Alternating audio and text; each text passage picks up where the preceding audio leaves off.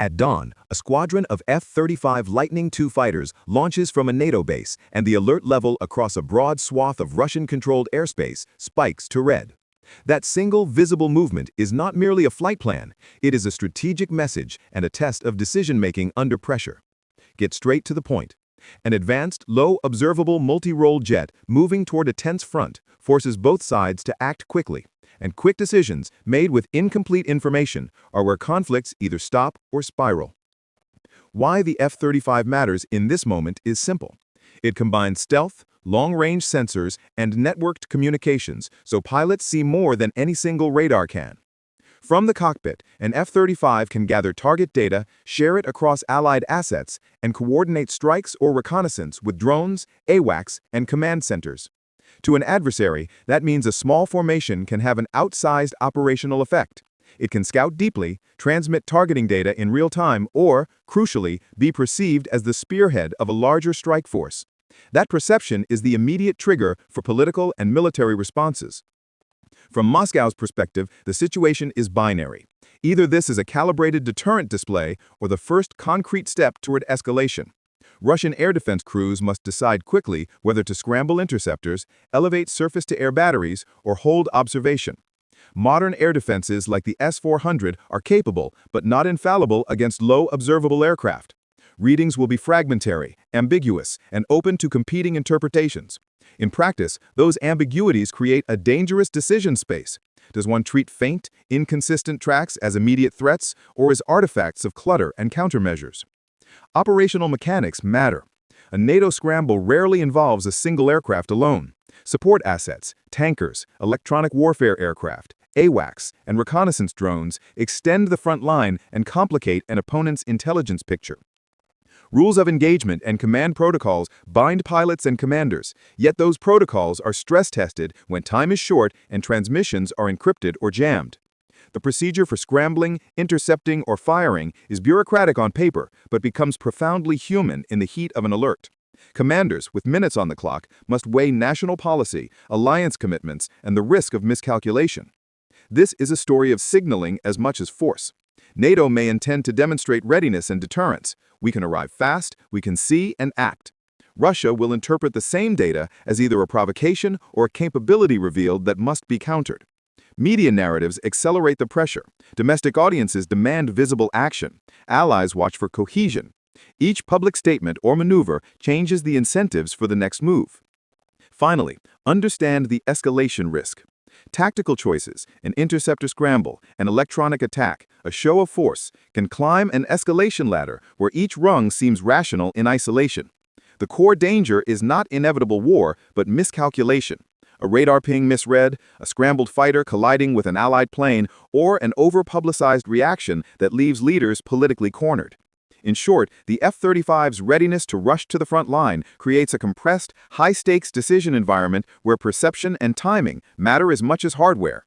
The moment the F-35s took off, a chain of simultaneous reactions ignited across both NATO and Russian command networks. In modern military doctrine, the scramble of stealth fighters is never just a flight, it's an event that ripples through satellites, intelligence channels, radar grids, and political briefings within seconds. The launch was tracked, logged, and interpreted in hundreds of different ways, and that interpretation, not the aircraft themselves, became the real battlefield. In the skies, the F-35 pilots operated under strict communication silence. Every maneuver was calculated, every emission tightly controlled. The Lightning II's radar-absorbing skin and low-infrared signature made detection nearly impossible beyond short range. Flying in coordinated formation, they advanced toward a tension line already dense with Russian radar coverage. To the pilots, the mission's objective was simple: demonstrate presence, collect sensor data, and relay information to the Allied network. But they also understood that even a small deviation, a sudden turn, a radar ping, or a misinterpreted signal could escalate the mission from deterrence to confrontation. Meanwhile, far from the cockpit, the real stress was playing out in command centers. In Moscow, the National Defense Control Center entered a stage of controlled chaos. Radar operators were calling out inconsistent signals. Electronic warfare units reported bursts of encrypted communication over NATO frequencies. The data made little sense. To Russian analysts, the sudden appearance, or rather disappearance, of airborne objects meant one thing: Stealth aircraft had entered the outer layers of detection range. That alone was enough to justify a regional alert. Senior officers gathered around digital maps showing NATO flight corridors. They needed clarity. Were these aircraft conducting reconnaissance, or were they staging for a strike package? The difference was enormous. A reconnaissance flight could be tolerated. A strike formation could not. Yet at those speeds and altitudes, both scenarios looked identical. The decision boiled down to political interpretation, not technical certainty. One general argued for restraint, warning that a premature interception could spark unnecessary escalation. Another pressed for immediate activation of interceptor units, MiG-31s and Su-35s, that could at least attempt to shadow the F-35s. If we do nothing, we invite risk. If we act too quickly, we create it. That paradox defined the next hour. Back in NATO's command structure, the atmosphere was markedly different. Calm, analytical, but no less tense. Analysts watched real-time feeds from AWACS and ground-based radar integrated into the Joint Allied Command Network. Every movement of the Russian air response was logged, analyzed, and transmitted back to the operational commanders. What NATO wanted to know was not simply whether Russia detected the F-35s, but how it responded. The timing of radar activation, the type of interceptor deployed, and the communication frequencies used all revealed crucial data about Russian defensive behavior. This was as much an intelligence-gathering operation as it was a deterrence mission. The F-35s themselves were quietly mapping the electronic landscape. Their sensors, fused into a single panoramic interface, collected radar emissions, surface-to-air tracking attempts, and communication bursts. Within minutes, they had built a detailed profile of how Russian systems were reacting. In modern warfare, this information is as valuable as a successful strike. It exposes the enemy's patterns, vulnerabilities, and readiness levels without firing a single shot. But such operations are always a double-edged sword. In Moscow, the sudden activation of multiple radar stations and the scramble of interceptors set off alarms in political channels. The Ministry of Defense briefed the Kremlin that hostile reconnaissance flights were underway near Russian borders. Within the hour, state media began reporting heightened NATO activity, framing it as an aggressive move. Even if no missiles had been armed and no airspace violated, the perception of threat was already shaping reality. In Washington, military advisors anticipated that reaction. For them, the mission's purpose was partly psychological, to test how Russia would respond under pressure. Would it escalate militarily or lean toward diplomacy? Every radar lock, every scrambled aircraft was data for future strategy. Yet the fine line between testing and provoking had never been thinner.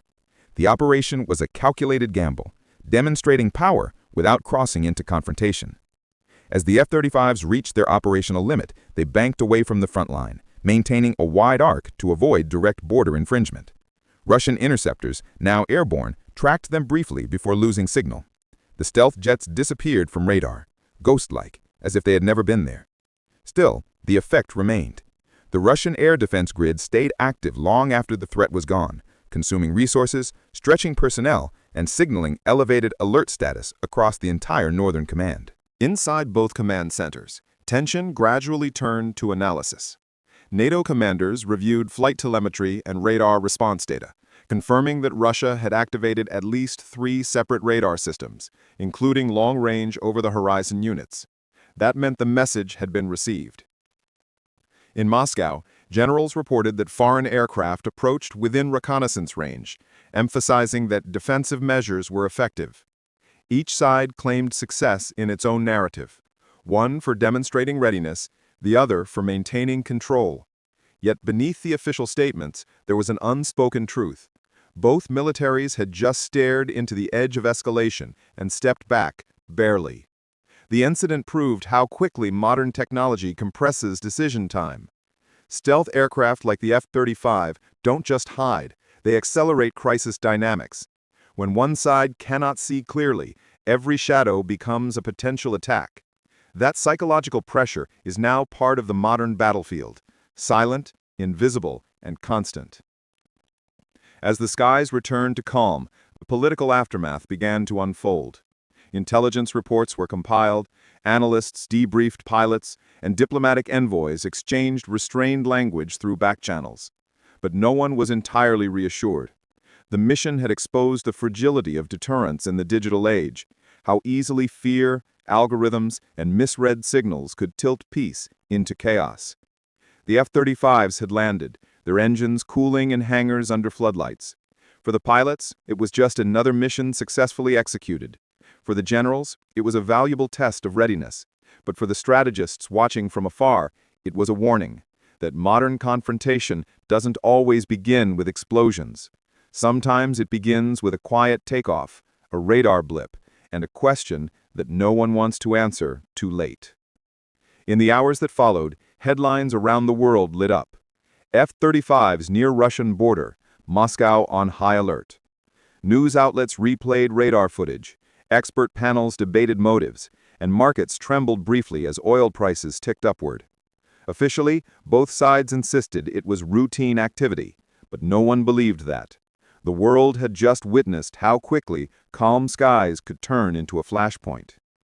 Inside NATO, the operation was quietly hailed as a success, a perfect demonstration of stealth readiness and response intelligence. In Moscow, officials claimed victory too, emphasizing their swift detection and defensive coordination. Both narratives served domestic audiences, but beneath the rhetoric lay mutual awareness. They had danced at the edge of escalation and survived only through restraint.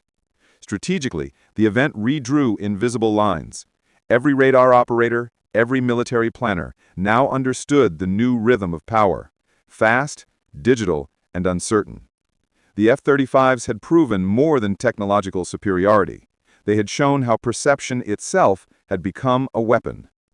When the last reports were filed and the skies grew quiet again, one truth remained: peace had endured, but only because both sides blinked first. And in the silence that followed, the world listened, waiting for the next scramble. It began in absolute silence, the kind that only exists before something extraordinary happens. At precisely midnight, the ground lights along the runway of a U.S. Air Force base flickered to life. Moments later, the unmistakable, sleek outlines of several B-2 Spirit stealth bombers emerged from the darkness. Their black, triangular wings reflected nothing. Their engines hummed with an eerie calm. One after another, they began to roll, accelerating across the tarmac until they disappeared into the night sky, soundless, invisible, and loaded with purpose.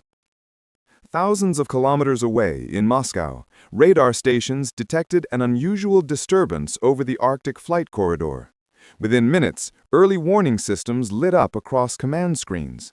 The sound of sirens began to echo through the capital.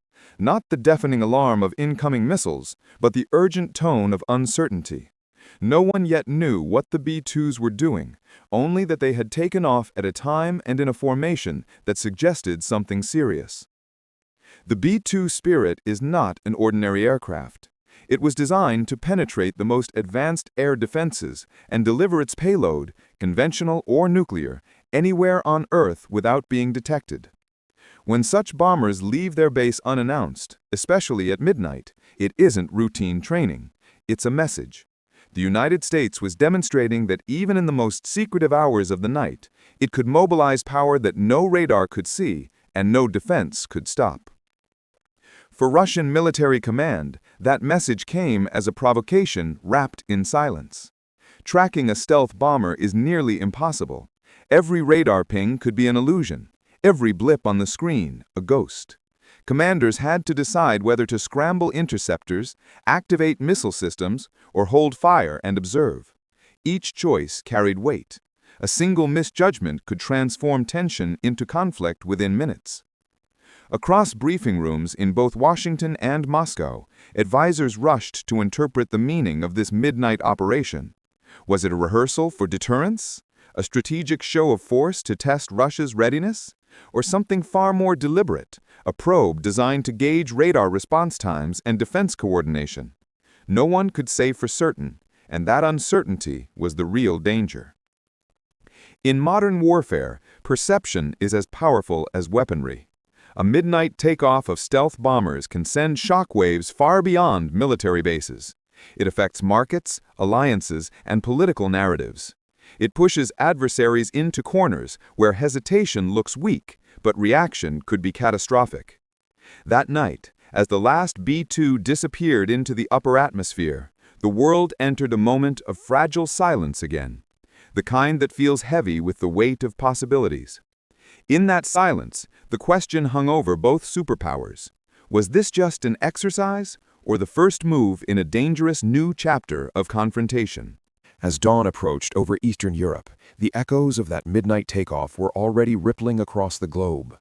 The B-2 Spirits were still airborne, flying thousands of miles away, yet their presence was felt everywhere, in radar rooms, in diplomatic offices, in encrypted command channels.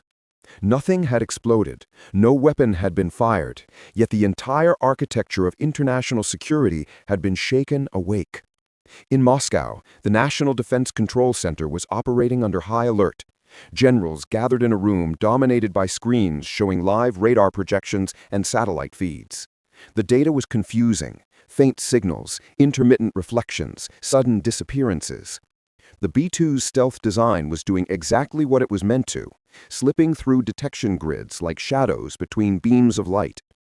Russia's S-400 and S-500 radar systems, though advanced, could only pick up fragments, heat signatures, atmospheric distortions, irregular readings. None of it confirmed a precise flight path. But one thing was clear: the U.S. bombers had taken a route that positioned them closer to the Arctic and, by extension, closer to Russia's northern borders. Inside that command center, tension was measured in seconds. Military doctrine required preparation for the worst-case scenario, that these were not drills, but a possible preemptive strike formation. The word provocation appeared repeatedly in reports being forwarded to the Kremlin. Some advisors urged restraint, suggesting that the launch might be a large-scale readiness test or a global deterrence exercise. Others warned that waiting too long could invite disaster. Across the Atlantic, the Pentagon had its own kind of storm. The B-2 operation, codenamed Silent Reach, had been authorized hours earlier as a strategic mobility exercise, officially framed as a test of response capability. But in truth, it was also a message, a carefully calibrated display of stealth readiness following weeks of escalating tensions near Eastern Europe, where Russian bombers had been seen conducting patrols close to NATO airspace. The United States was reminding Moscow that even at its quietest, it could move undetected and strike from anywhere.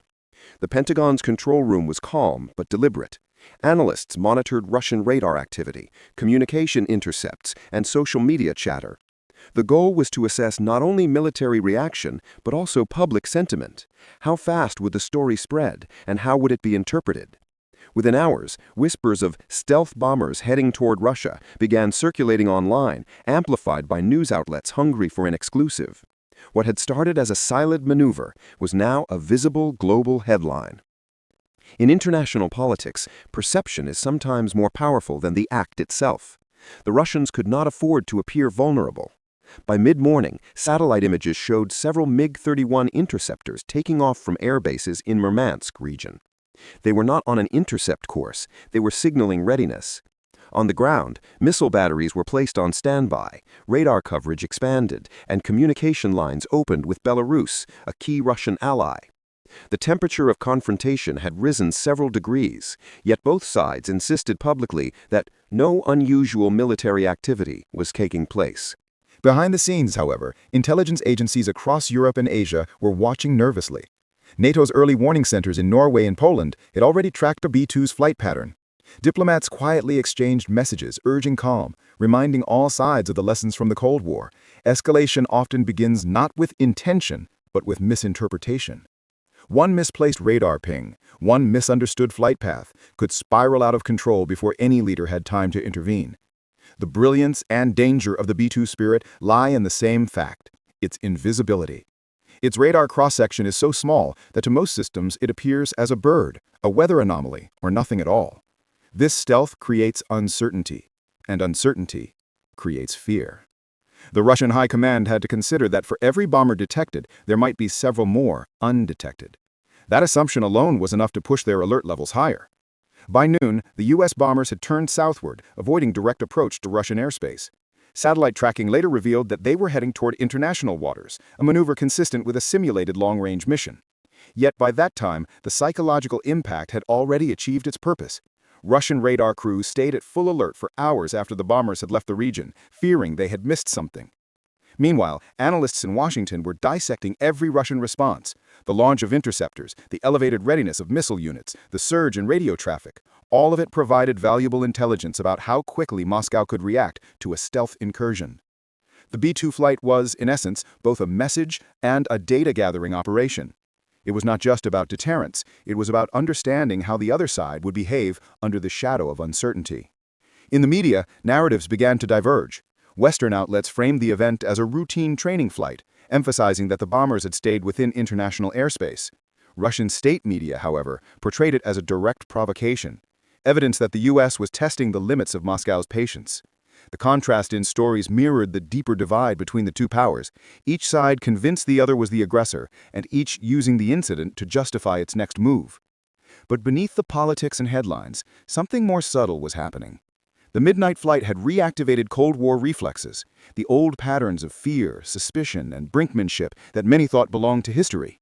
Younger officers on both sides, raised in an era of digital warfare and precision strikes, were now experiencing firsthand the psychological weight of nuclear-era deterrence. The lesson was uncomfortable, but clear.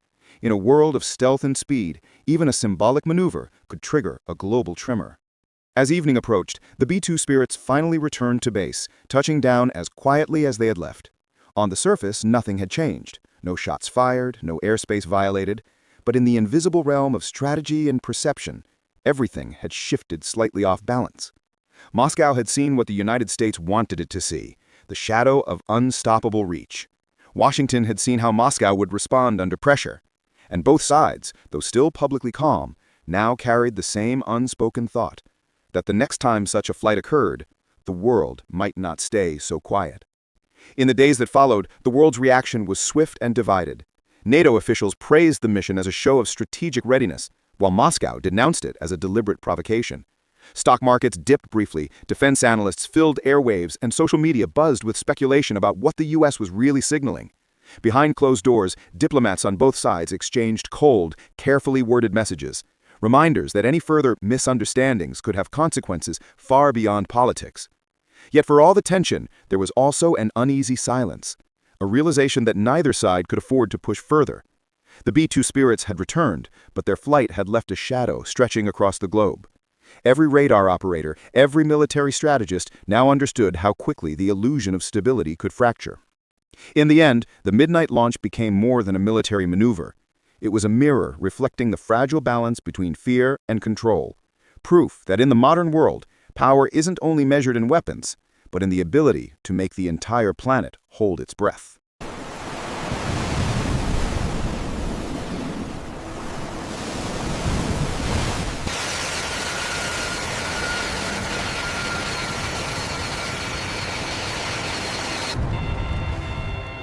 We have to go.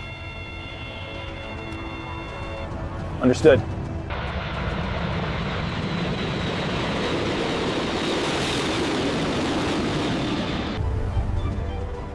What is that?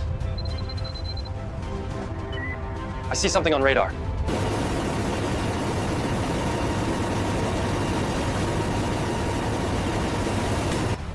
Stay sharp. China's fleet is waiting. No mistakes tonight.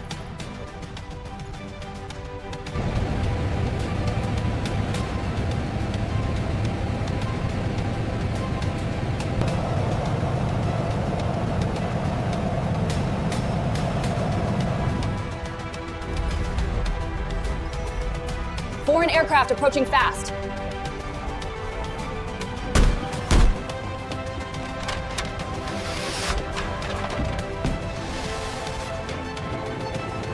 We're in their zone now. Brace for our contact.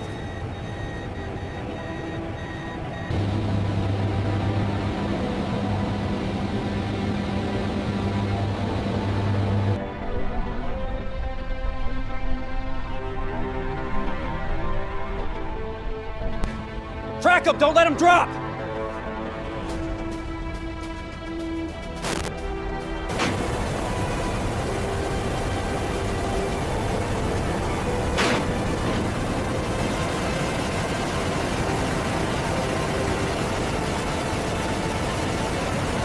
Green light, move! Go! Go!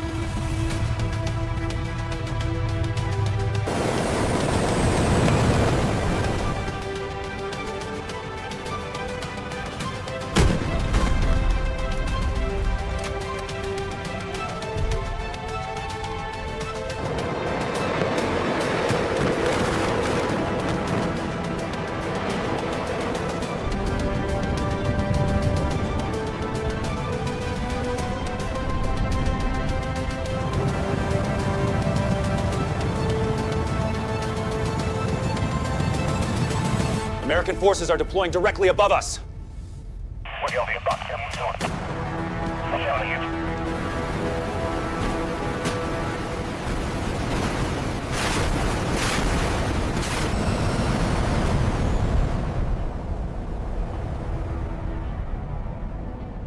Lock on! Prepare to fire! Prepare for launch. All systems nominal. We are ready.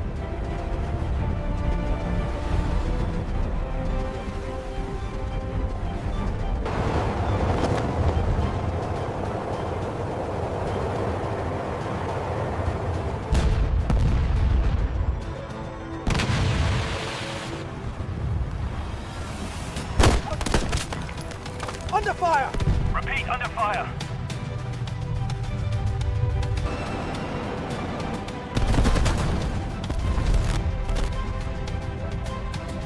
We must hold the line here. That's impossible. That's impossible, General.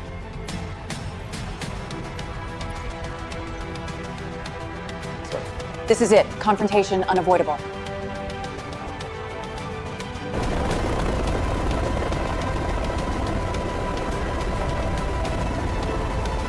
Spread out.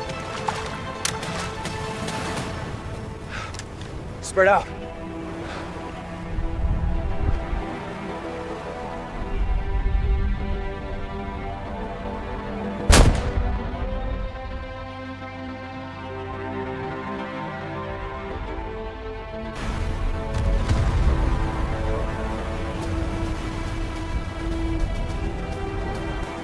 Hold your fire.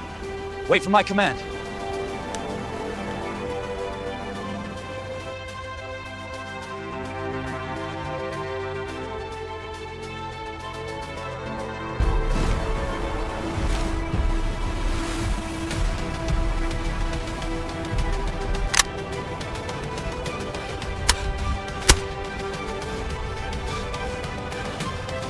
You are violating Chinese waters. Stand down immediately. We will not retreat. This is international territory.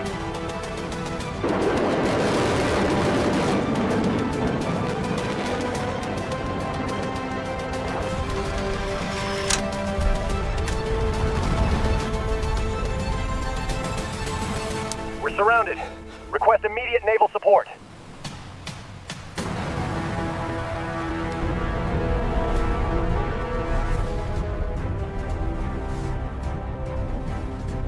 Hold your line. Do not let them advance.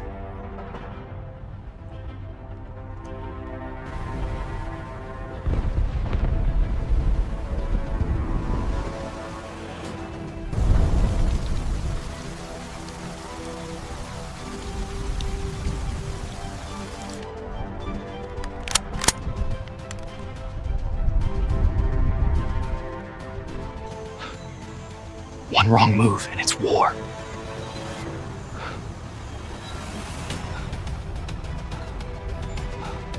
Missiles locked. Waiting for orders. If they fire first, we retaliate without hesitation.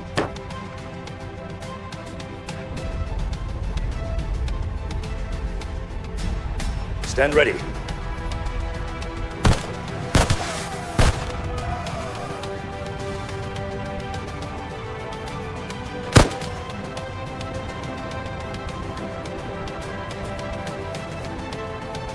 Hold.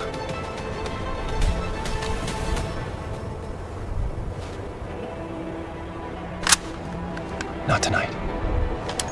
Night.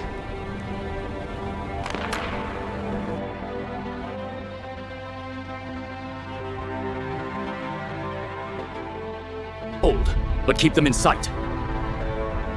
Tom.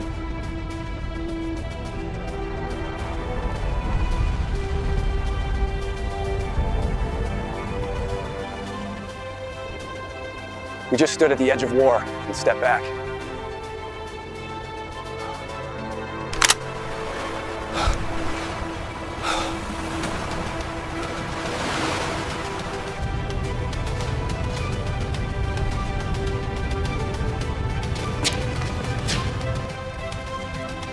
U.S. and Chinese forces face off in South China Sea.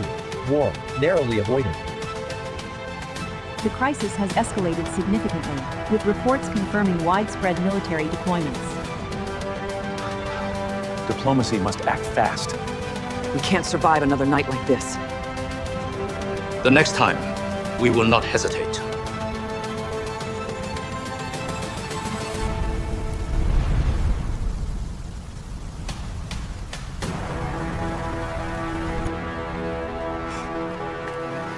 You held your ground and prevented the spark. We were 1 second from World War.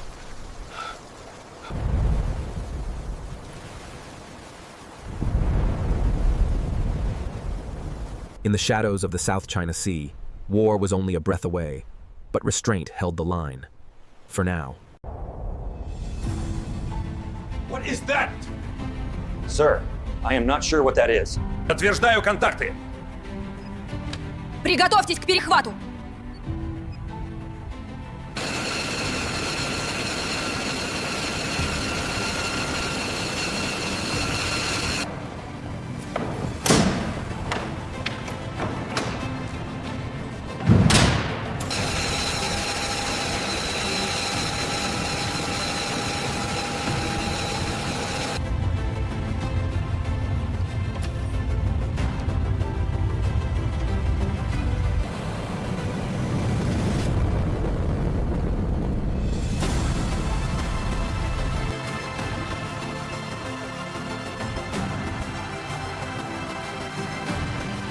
What was that?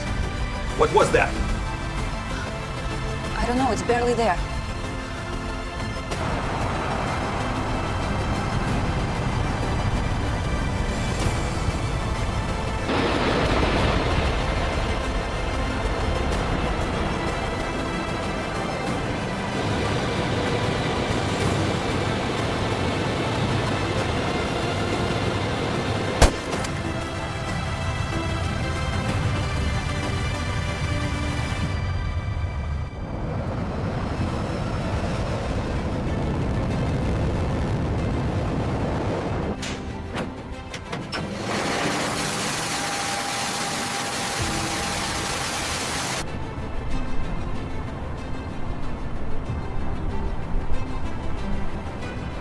We must secure the western border at all costs.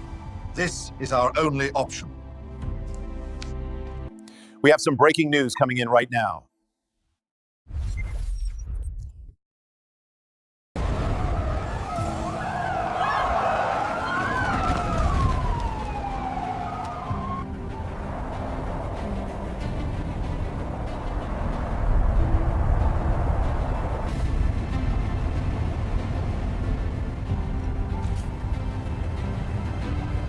We need to move the reconnaissance units to Sector 7 immediately. Confirming new coordinates for immediate deployment.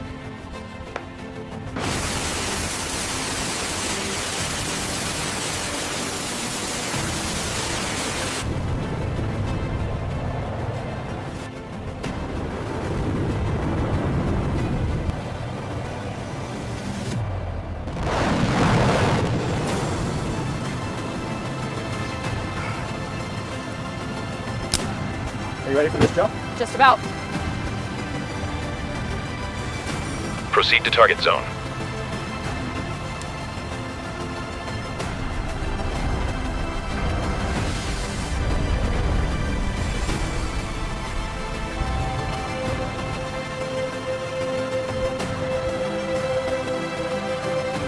Contact, bearing 270.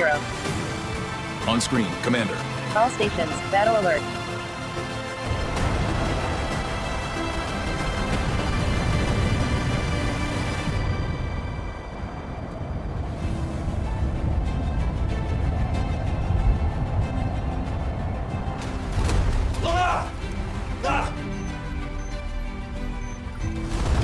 Lock target!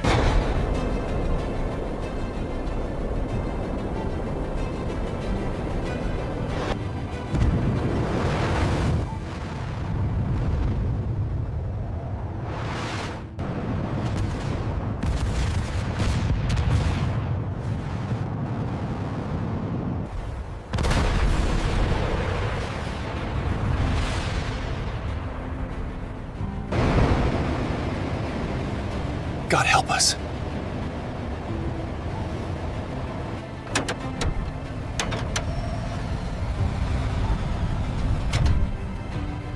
Launch the interceptor, now! Coordinates set. Initiating sequence.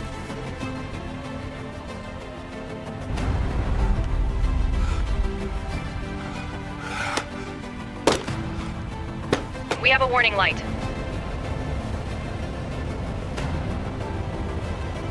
Understood.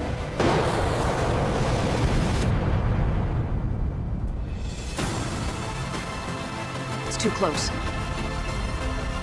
What is our ETA on the interceptors? Sir, they are not fast enough.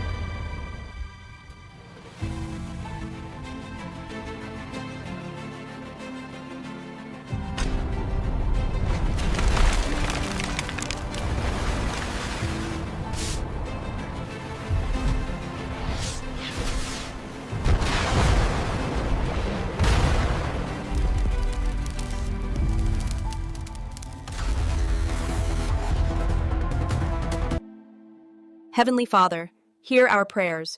Grant us strength and guidance in these trying times.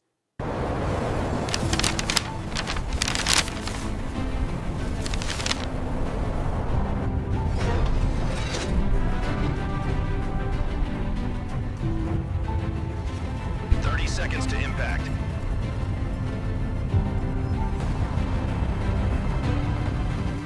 This will end the world.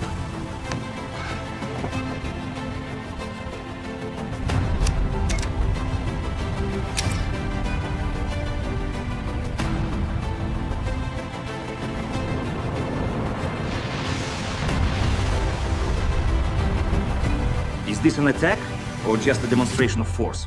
I cannot be sure, Comrade. The patterns are unclear. Awaiting final confirmation. Do we release or return?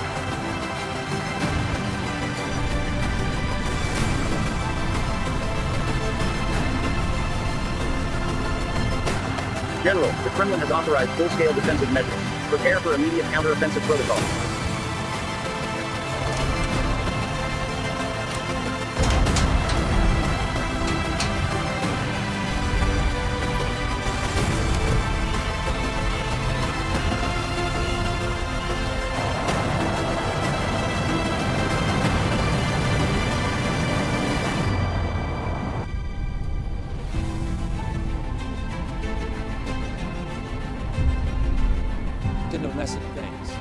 We must choose the path of peace, understanding, and reconciliation. You held your ground and prevented the spark. We were 1 second from World War.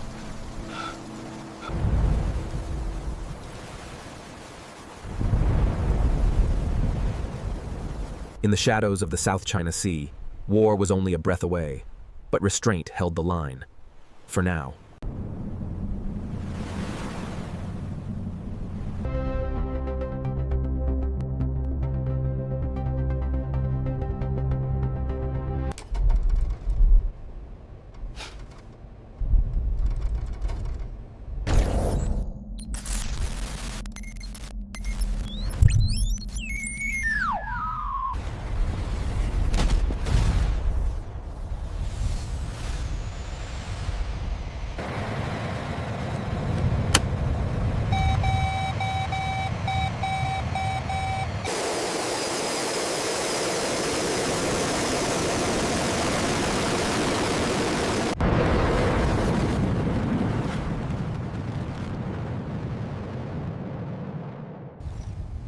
Scramble all air assets.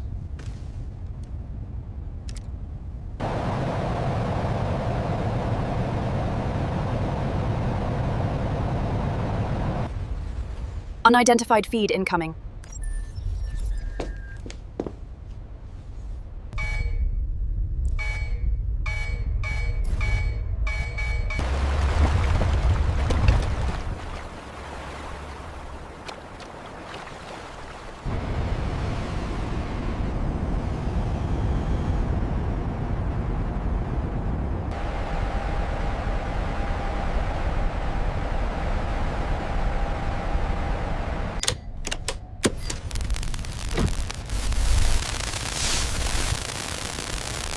Identify yourself.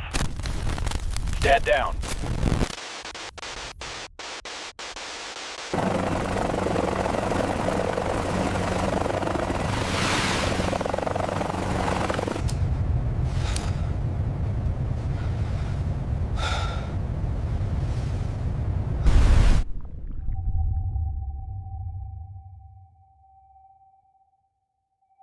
Move, move, move! Ah! Hurry up with those crates!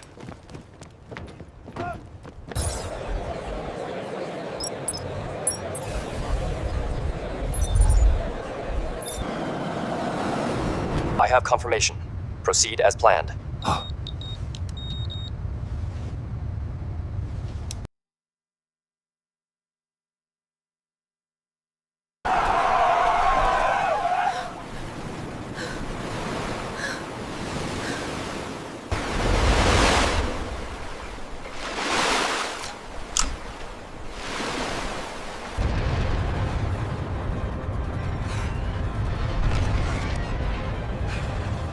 This is Admiral Evans. State your intentions.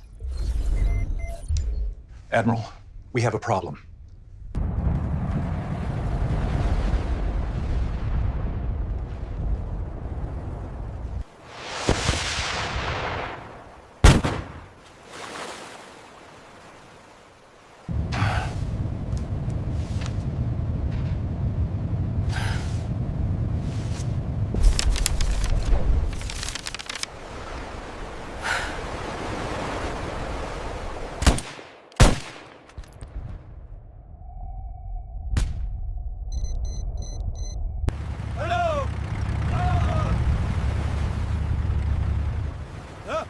We need help! Hold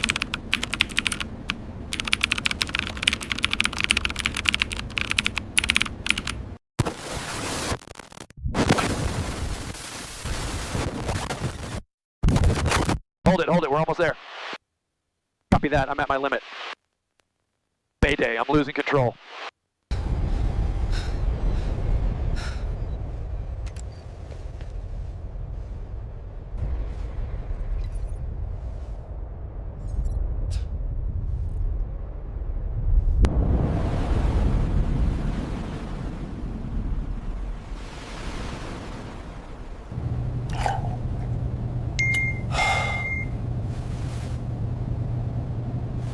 Be ready for anything.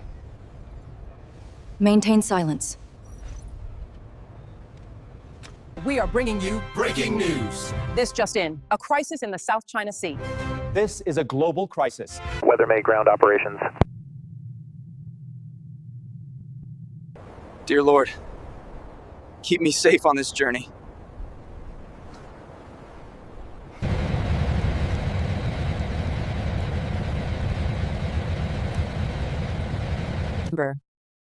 We understand the need for peace, but this situation carries a significant risk of misunderstanding.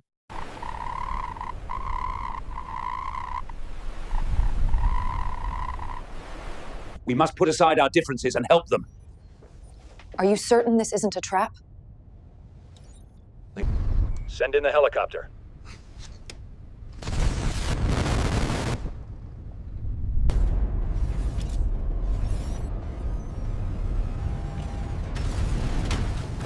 Help is on the way!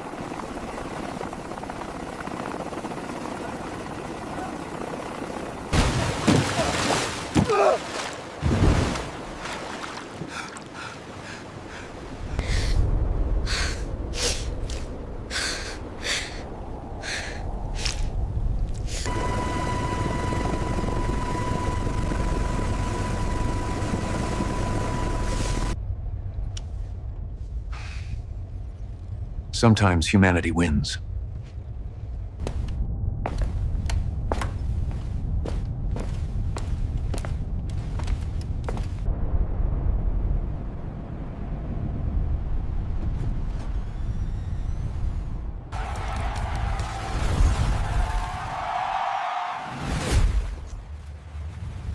At least no one fired tonight.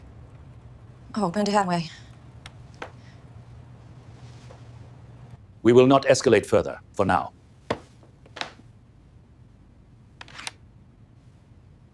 Thank you. Oh, thank you.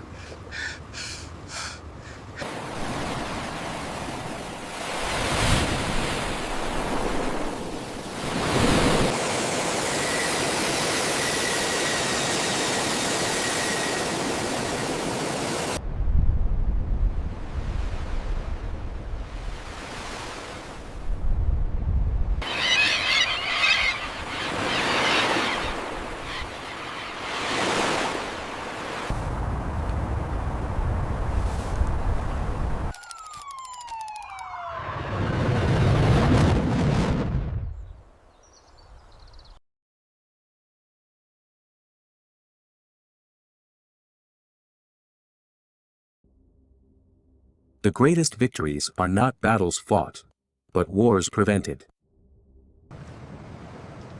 You're too fun. I know.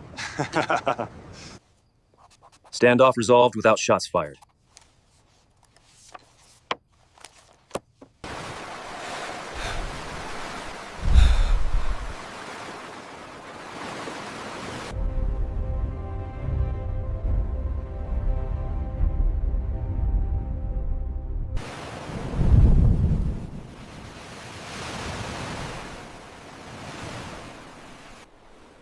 In seas divided by politics, humanity remains the bridge.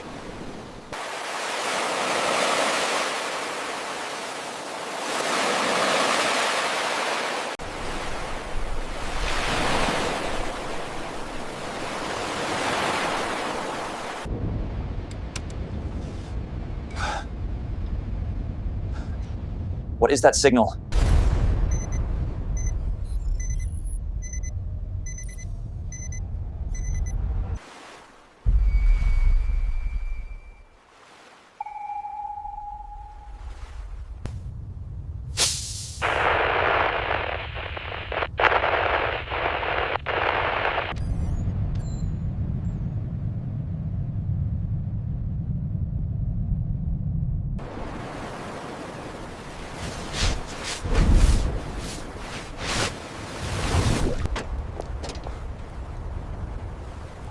Did you see that?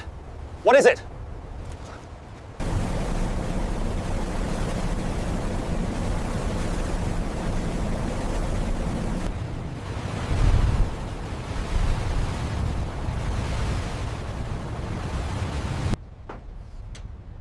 Stand by to engage. Hold position.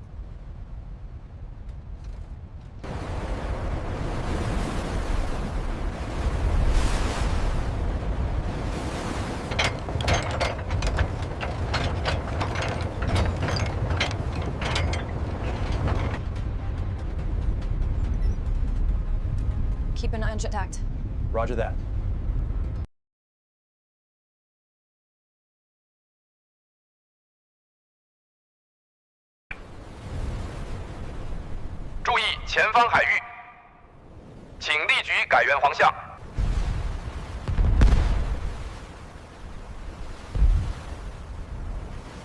What is your position? Acknowledge. Copy that. We are in position.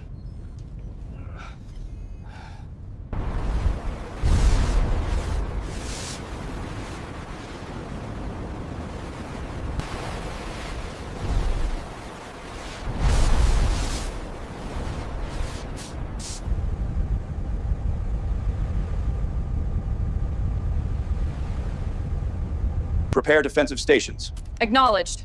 On it. The distance shrinks the rings. Only hundreds of meters apart now.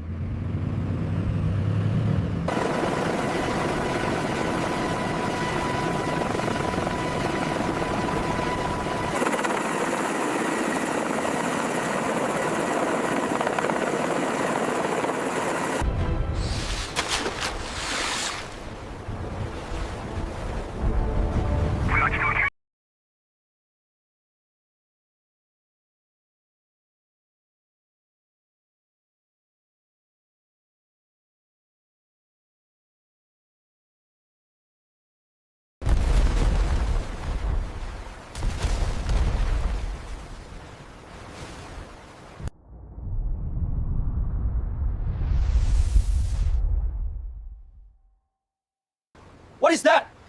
What's going on? I can't see anything.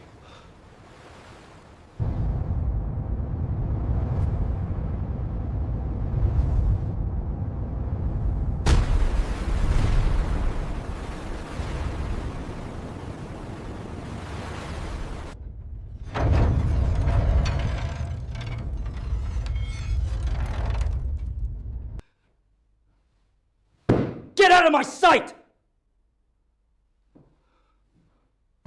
Maintain current course and speed.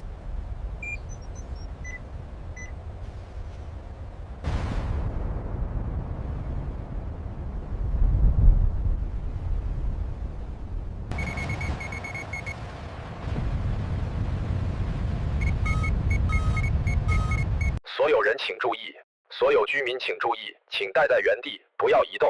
重复一遍，不要移动。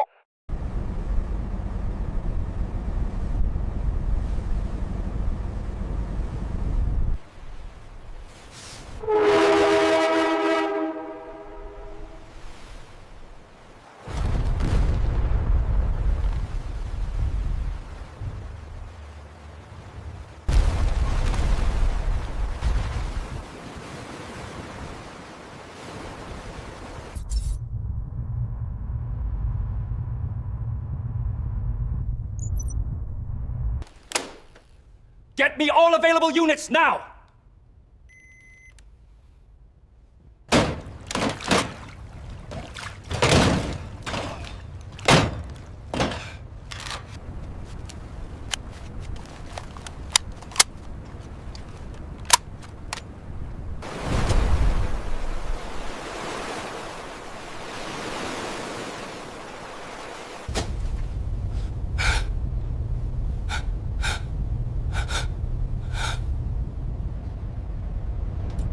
Hold steady.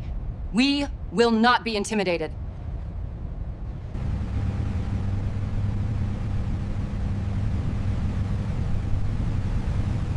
We have a swarm approaching. Fast. Alert! Alert!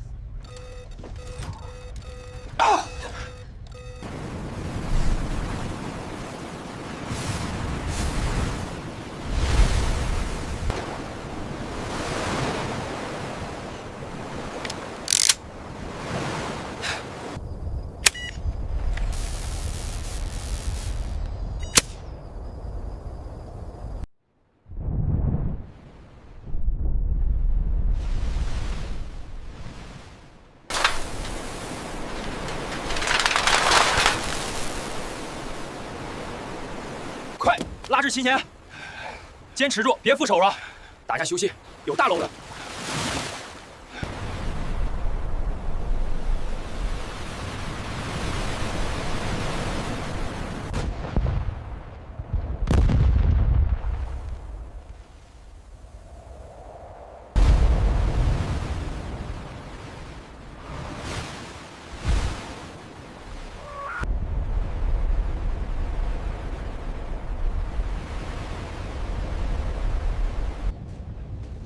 Target locked. Maintaining position.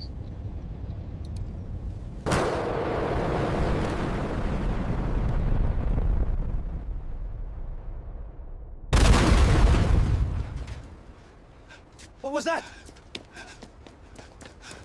I don't know.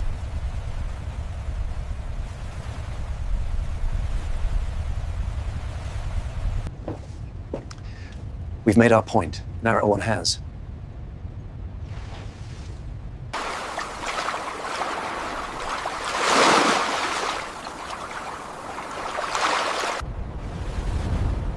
Chinese ships hesitate, their aggressive line beginning to falter. What was that? I don't know. Keep watch.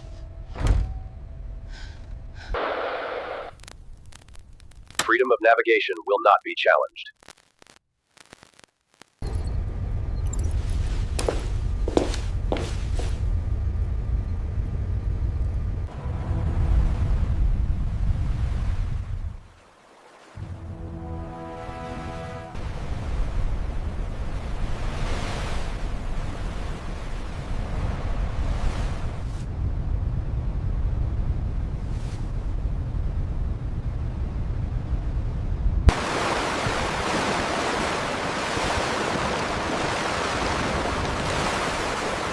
In the silent waters of the South China Sea, power is tested not by battle, but by resolve.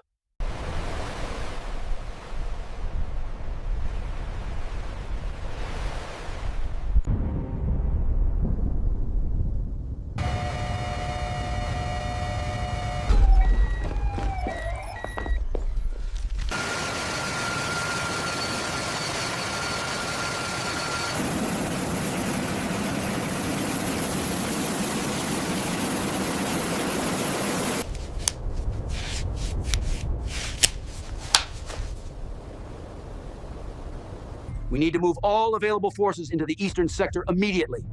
There is no time to waste.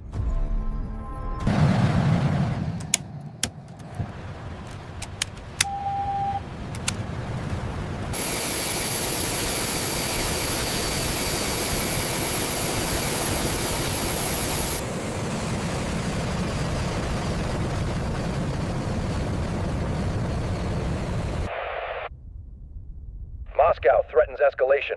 NATO answers immediately.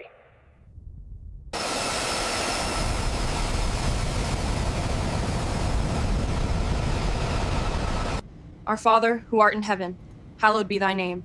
Thy kingdom come, thy will be done.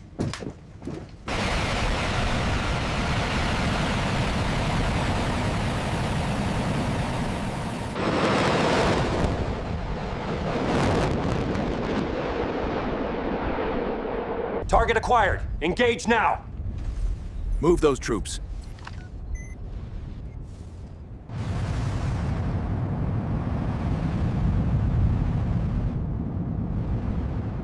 We have multiple contacts. Get me a read on those signatures now.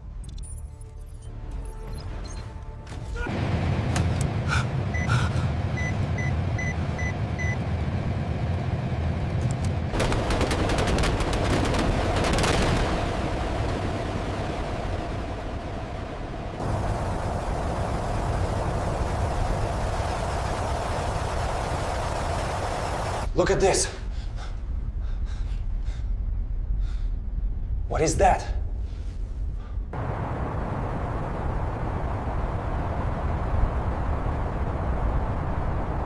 Give me a full damage report now. We're on it, sir.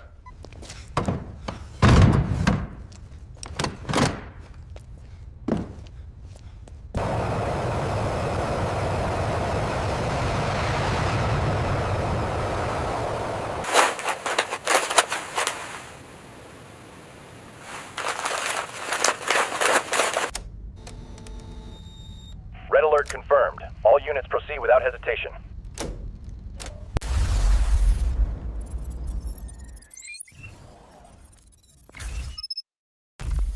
This could ignite. This could ignite World War III.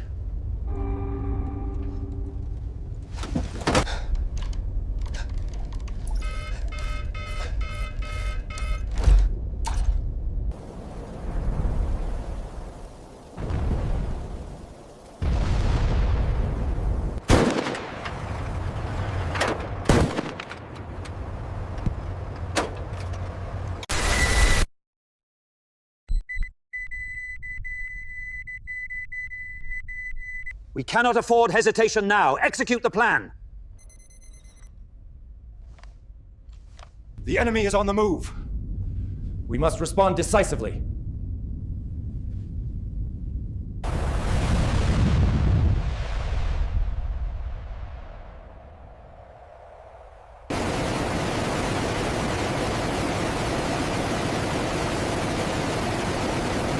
Enemy interception expected in 5 minutes. Prepare for engagement.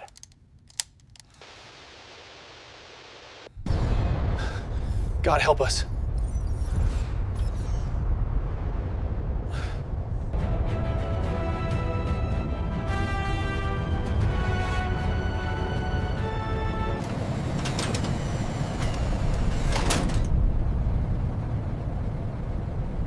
Jump!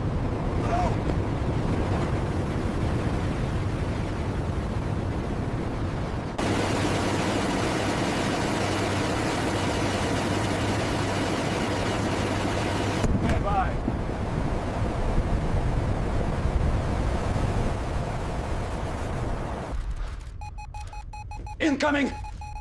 Alarm! We have to do something.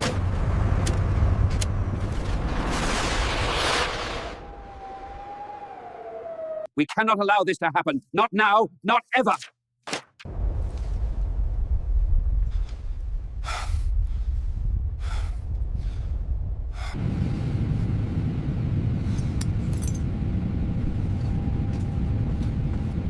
Jump in T-minus 30 seconds. Stand by.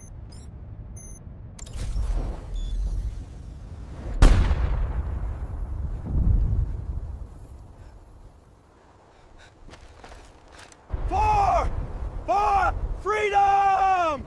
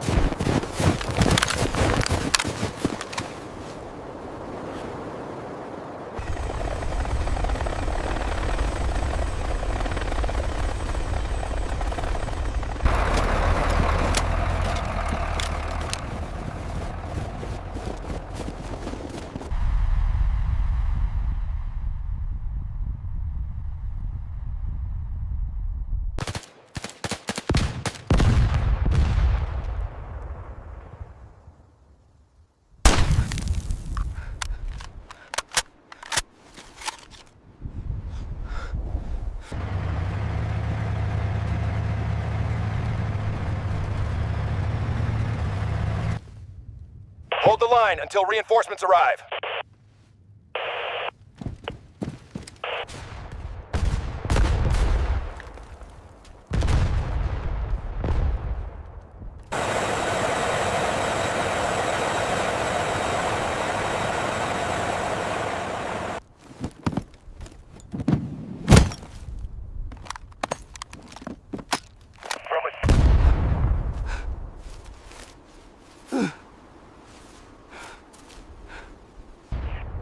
Adjust fire! Target confirmed. Now, open fire. We cannot let Moscow advance another step.